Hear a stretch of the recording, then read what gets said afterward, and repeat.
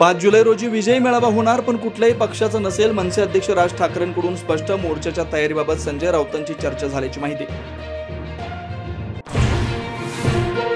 G.R. रद्द केला नसता तर भाजप आणि शिंदे गटातील नेते मोर्चात घेणार होते. उद्धव ठाकरेंचा मोठा दावा. एक नंबरचा पक्ष सांगणारी कमळी कोणत्या शाळेत शिकली असं म्हणत भाजपला डिवचलं. मराठी शक्ती एकत्र येऊ नये म्हणून सरकारने जी.आर रद्द केला. उद्धव ठाकरे यांचा आरोप. तर ठाकरे बंधूंनी एकत्र क्रिकेट खेळावं, टेनिस खेळ खेळावा. मुख्यमंत्री फडणवीसांचं खोचक उत्तर. हिंदीबाबतचा निर्णय रेशीम बागेत झाला. काँग्रेस प्रदेशाध्यक्ष हर्षवर्धन सपकाळांचा आरोप. दोन्ही उपमुख्यमंत्र्यांना निर्णयाची माहिती नव्हती.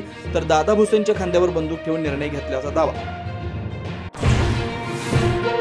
आगामी निवडणुकांसाठी शिवसेनेचे सर्वाधिकार एकनाथ शिंदेंकडे. शिंदेंचे पुन्हा मुख्य नेतेपदी निवड. तर एकनाथ शिंदेने आता शिवसेना पक्षप्रमुख पद स्वीकारावं. पदाधिकाऱ्यांचा आग्रह. शिंदेंच्या शिवसेनेकडून उद्धव ठाकरेंच्या आव्हानाची खिल्ली. विधानभवन परिसरामध्ये कमॉन किल्मीचे फलक हातात घेऊन सत्ताधाऱ्यांचं आंदोलन. कोल्हापूरच्या संजय पवारांना उदय सामंतांकडून शिंदेंच्या शिवसेनेत येण्याची ऑफर. संजय पवारांकडून उपनेते पदाचा राजीनामा. रविकिरण इंगवलेंना जिल्हाप्रमुख पद दिल्यामुळे स्थानिकांमध्ये नाराजी.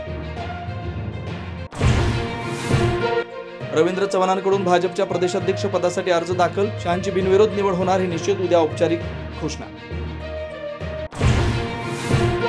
अमरावतीत रवी राणा यांच्या युवा स्वाभिमान पक्षाच्या कार्यकर्त्यांनी जिल्हा कृषी अधीक्षकांच्या अंगावर फेकले कपाशीचे बियाणे. अनेक दुकानदारांनी शेतकऱ्यांना बोगस बियाणे विकल्याचा आरोप. दुबईमध्ये एअर टॅक्सीचा प्रयोग यशस्वी. 2026 मध्ये भारतातही चाचणी होण्याची शक्यता. शहरांतर्गत हवाई सेवेच्या दिशेने मोठं पाऊल. पंढरपूरकडे जाणाऱ्या भाविकांसोबतच्या अल्पवयीन मुलीवर बलात्कार. दौंड तालुक्यामध्ये स्वामी चिंचोलीमधील घटना. गळ्याला कोयता लावून दुष्टकर्म.